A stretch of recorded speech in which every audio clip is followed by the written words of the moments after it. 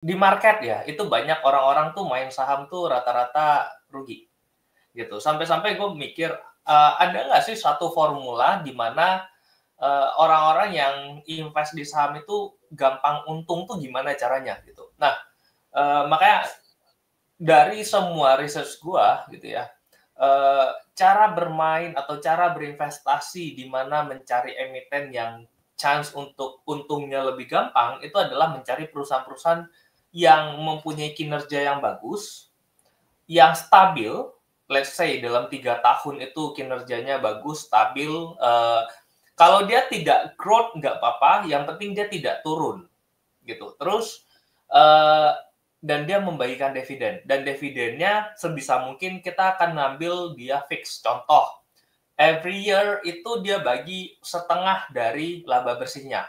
Jadi, misalnya laba bersihnya 1 T, dia akan bagi 500 miliar untuk pemegang saham gitu ya. Jadi ketika laba bersihnya naik jadi 1,5 triliun gitu, dia akan bagi tetap 50% dari 1,5. Jadi, dividen per share-nya itu atau, dividen payout ratio-nya itu yang fix atau malah bisa naik gitu. Nah, gue udah bikin investment dengan cara seperti itu dari sebelum COVID sampai hari ini. Even ketika ISG, ya ISG kalian bisa lihat ya dari sebelum COVID sempat drop dalam, terus naik tinggi kayak kemarin akhir tahun awal tahun kemarin indeks drop lagi dalam gitu ya. Secara portofolio kita nggak pernah minus every year gitu. Itu selalu bertumbuh. Kenapa?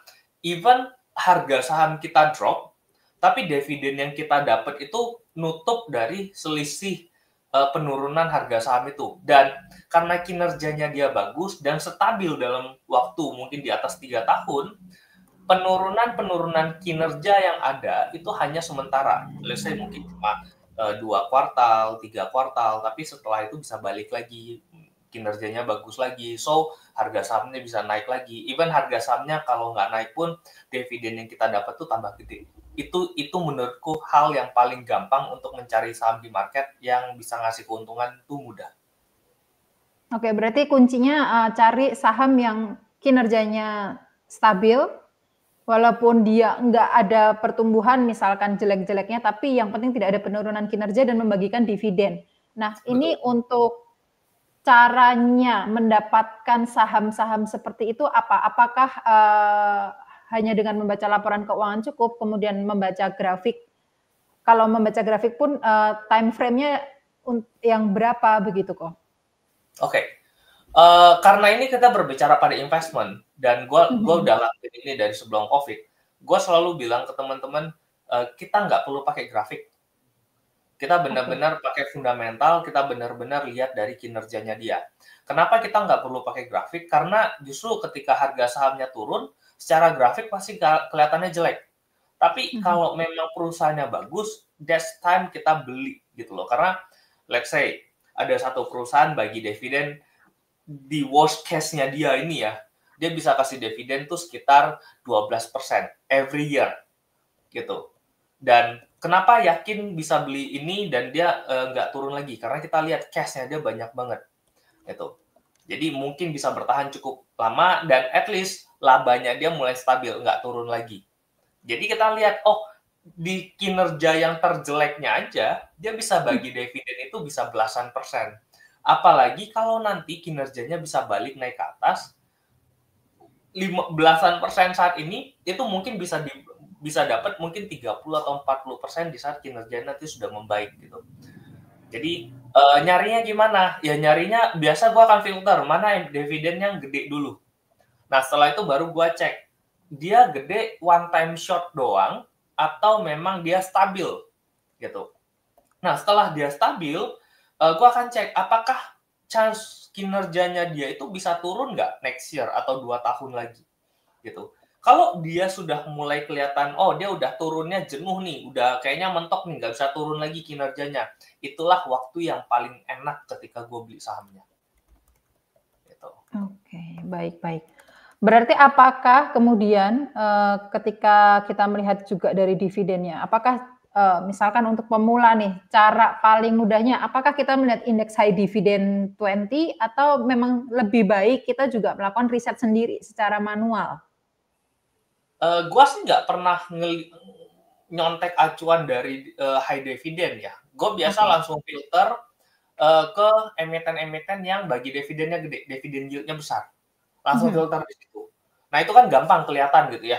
Nanti kan kita tinggal filter nih, ini tuh masuk ke dalam sektor apa, gitu. Karena kalau sektor mining itu udah pasti cyclical, siklus, karena Mhm. kinerjanya tergantung dari, bahan bakunya ya gitu. Kalau batu baranya lagi naik, ya kinerjanya bagus, bagi dividennya besar. Ketika harga batu bara turun, kinerja jelek, dividennya pasti akan turun. Nah, untuk cyclical seperti mining begitu, ya kita tinggal tunggu siklusnya. Oke, dia kinerjanya turun, kayak sekarang lagi pada turun-turun. Gua akan nunggu kapan momen paling tepat terendahnya dia, gitu. Tapi kalau namanya cyclical-nya mining gitu ya, gue pasti ketika dia nanti peak akan chance untuk oke, gue take profit dulu setengah untuk nampung lagi nanti di bawah. Pasti ada seperti itu. Tapi kalau kayak sektoral, contoh seperti banking atau consumer gitu ya, di mana yang secara kinerja dia chance-nya untuk tiap tahun tuh naik terus gitu, nggak ada cyclical-nya gitu ya.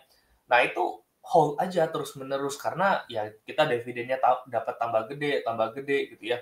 Dan chance untuk dia turun itu kemungkinan besar kecil karena ya harusnya labanya naik terus. Kalau labanya ada penurunan, harga sahamnya drop, itu justru kesempatan buat kita bisa masuk lagi.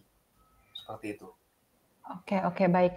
Berarti kok ketika kita melihat fundamental perusahaan, mungkin kita kembali lagi ke fundamental, selain berarti yang dilihat adalah pendapatan, kemudian laba, kemudian juga, ada pengumuman RUPS untuk pembagian dividen dan, untuk cash-nya ini yang dilihat apanya nih kok? Apakah free cash flow atau operasi investasi, kas investasi atau bagaimana kok kalau untuk kita melihat, laporan keuangannya sendiri?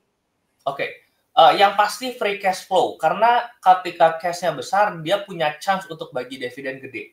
Dan yang kedua yang paling penting sebenarnya adalah hutang, gitu. Kalau Mmm. kita cek ya, perusahaan-perusahaan yang bisa bagi dividen besar itu perusahaan-perusahaan yang hutang banknya itu atau hutang berbunganya itu kecil, gitu. Let's say, kita ngomongin saat ini deh, ada banyak emiten yang ngasih dividen tuh di atas 10%. Gua kasih contoh Demas. Mhm. Lahan industri ya, Demas. Itu hutang berbunganya nggak ada dan cash-nya dia kemarin kalau nggak salah 1,8 triliun gitu di mana ya udah ini cash gede banget di yang kita tahu dia pasti akan bagi dividen besar gitu. At least kinerjanya juga stabil. Jadi ketika harga sahamnya turun, kita dengan sangat happy, oke gue beli. Kenapa? Karena gue bisa dapat dividennya lebih besar gitu. Nah, itu tinggal momen waktu market akan sadar, oh ini perusahaan bagi dividen besar banget, sehingga orang pasti akan rebutan gitu. Karena orang akan mikir, oh deposito gue setahun cuma 3 atau 4%, gue beli Demas dapat setahun bisa bisa 20% misalnya seperti itu. Ya orang pasti akan borong di sana gitu. Itu tinggal masalah waktu, harga sahamnya pasti akan naik. Oke, baik baik. Untuk tadi, Ko Kris sempat nge-mention, Demas ya. Ini Ya. berarti, untuk saham-saham yang mudah menghasilkan keuntungan, apakah memang saham-saham second liner, third liner, atau bisa juga nih big caps juga memberikan, keuntungan yang tinggi gitu? Oke, big caps bisa nggak beriin keuntungan yang besar? Menurutku itu based on waktu ya, waktu dan kondisi market saat itu.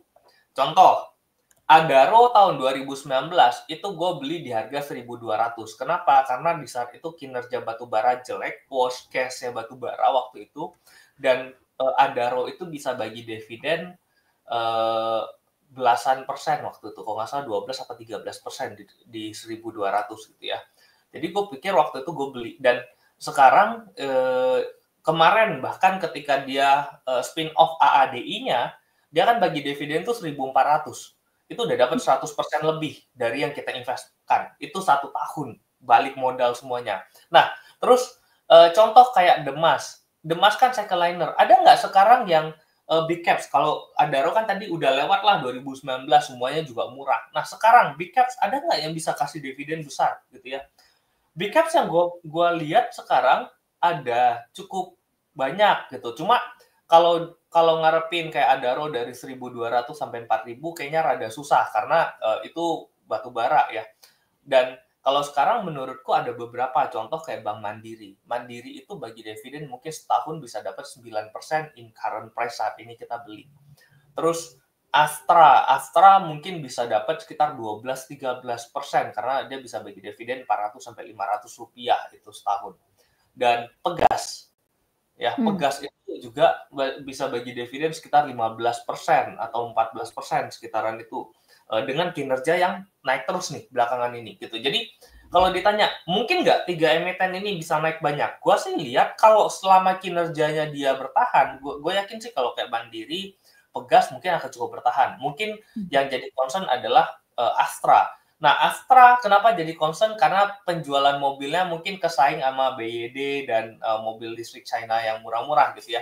Tapi perlu diingat, pendapatan dari mobil penjualan kendaraannya Astra itu cuma sekitar 1/3. Dia punya bisnis batu bara, dia punya bisnis alat berat, dia punya lain-lainnya, health, terus insurance, dan lain-lain. Itu juga masih nyumbang cukup besar kalau kita lihat secara porsi keseluruhan. Jadi, gue ngelihat ini sebenarnya jadi suatu kesempatan di mana kalau kita berpikir secara jangka panjang, berpikir mendapatkan dividen yang cukup gede, ini 3 emiten ini masih akan cukup menarik untuk dikumpulkan di dalam portofolio. Kok kalau nanti Astra turun ketika kita beli di harga sekarang 5.100 nih udah mulai naik nih. Kalau kita beli ternyata nanti Astra turun sampai 4.500 gimana? No problem, gue akan beli lagi karena gue dapat dividennya tambah gede. Gitu. Jadi inilah kenapa muncul judul yang kenapa gue pilih saham yang paling mudah ngasilin keuntungan. Ya konsepnya cuma kayak gini. Kalau konsep kalian menganut konsep seperti ini, ketika turun kalian nggak akan panik, kalian akan happy untuk beli sahamnya lagi. Dan ketika naik ya kalian punya chance mau hold atau mau realisasi keuntungannya udah tergantung kalian. Dan isinya secara long term harusnya portofolio kalian untung.